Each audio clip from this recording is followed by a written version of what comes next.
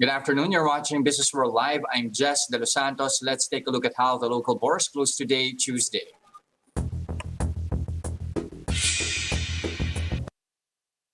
All right, it was a good start for local shares when session began, with stocks rising as much as 0.4%, but that was all there was to it. It was downhill from there, with local shares ending the day lower, close to 0.2% to 6,359.15.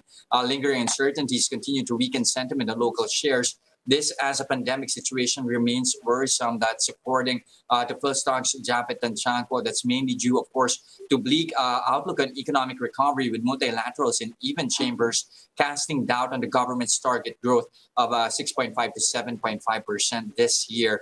NEDA Secretary Carl Kendrick Chua even pushing for GCQ this month, at least in NCR, saying the country can no longer afford putting Metro Manila under MECQ for an extended period owing to its large contribution to the country's economic output.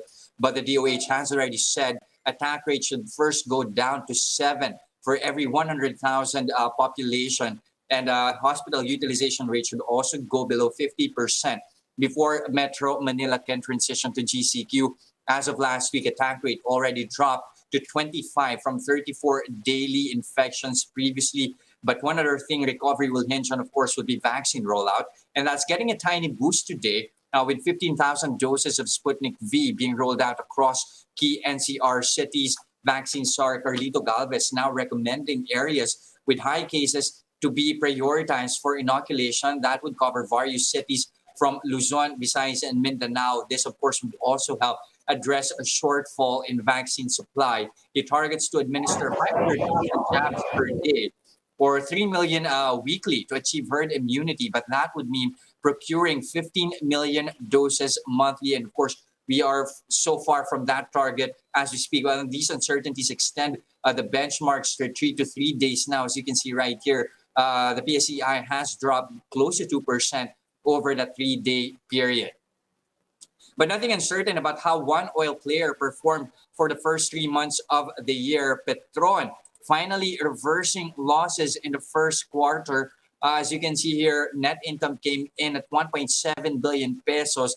That compares to a 4.9 billion peso net loss in the same period in 2020. Revenue, however, is lower by 20% at 83.3 billion pesos. Operating income, likewise, also a reversal from a net loss in the first quarter of 2020. It's now at 3.7 billion pesos.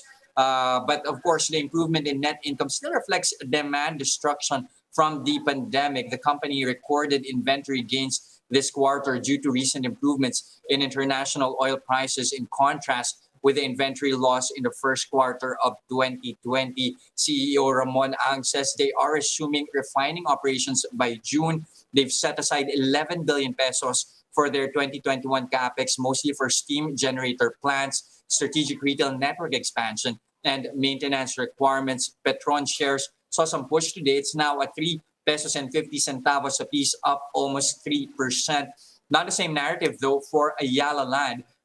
First quarter was less than kind here. You have net income dropping by 36% to 2.8 billion pesos, while revenues also inching lower 13% to 24.6 billion pesos. That's despite sale revenue coming in higher by 15% to 28.5 billion pesos. This as local demand remained robust despite quarantines. Quarter on quarter as well, that saw a 35% improvement.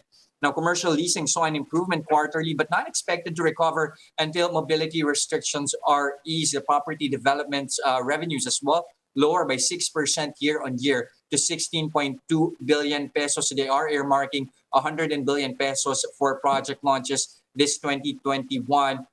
In the first quarter alone, their capex, at least of 88 billion pesos for full year, 17% of that has already been used up for the first quarter. Ayala Land, if you try to take a look at this chart right here, is ending the day in the red, lower by 1.4% to 31 pesos and 85 centavos a share.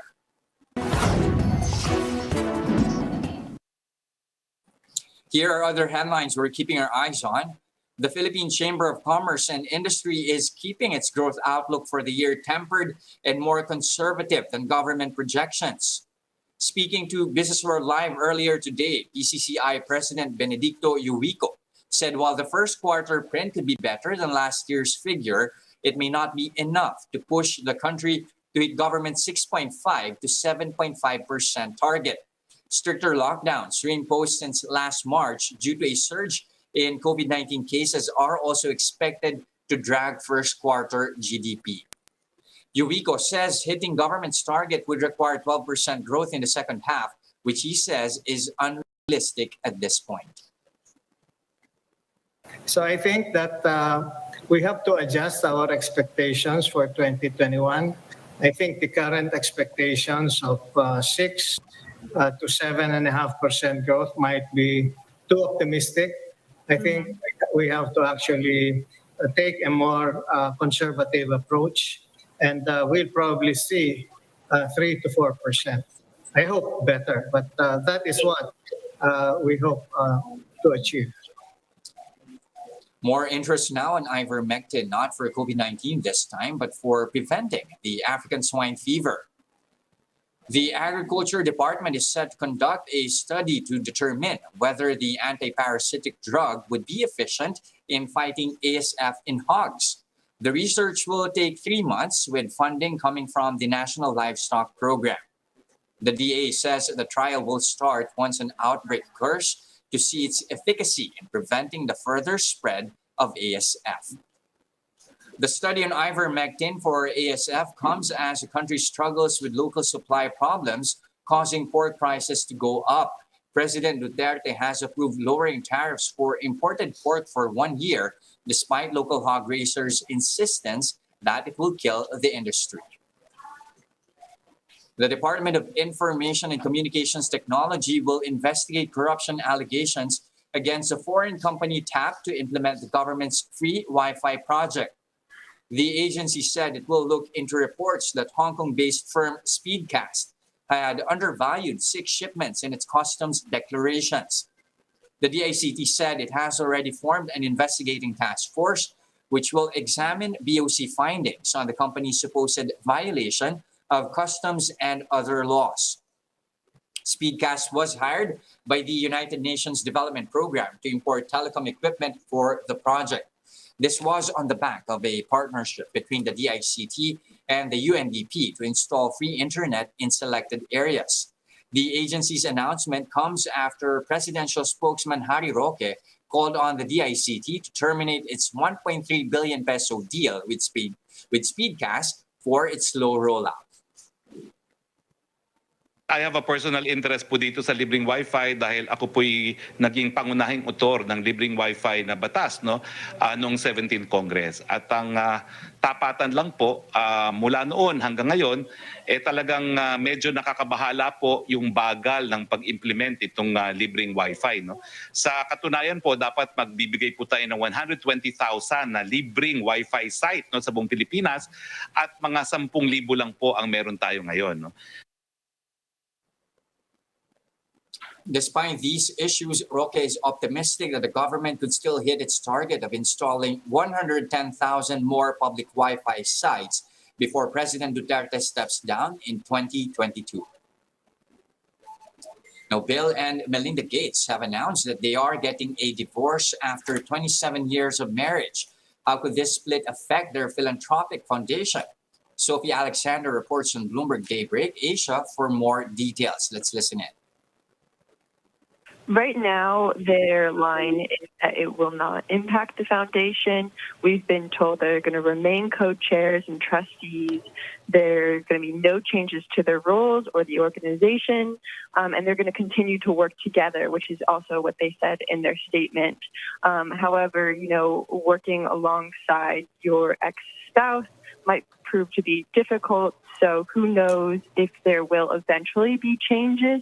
It's not uncommon, we've been told, for wealthy people to end up splitting the foundation in two when something like this happens. So just to talk about the stake here, $145.8 billion in terms of the fortune, as well as you've already mentioned, this sprawling philanthropy operation as well. So how does this happen? How does this work out? Right, so they live in Washington State, which is a community property state, which means that anything they acquired while they were married is equitable. It's both Bill's and Melinda's, and they very well could split it 50-50. However, what we saw with Mackenzie Scott and Jeff Bezos' divorce in 2019, also in Washington State, that's not what ended up happening. Jeff ended up getting 75% of the Amazon stake, and Mackenzie got 25%. So right now we're not sure what's going to end up happening with the fortune and how it's going to be split, and we're also not sure on how long it's going to take. It depends whether they've already filed. There's a 90-day holding period before they can actually dissolve the marriage. So we don't know where they are in that process either. Sophie, any idea what happened here? No, I have no clue. Yeah. So, of course, we've talked about the inevitable comparisons to the other big tech billionaire split, Mackenzie and Jeff Bezos, of course, or Mackenzie Scott, I should say now, back in 2019.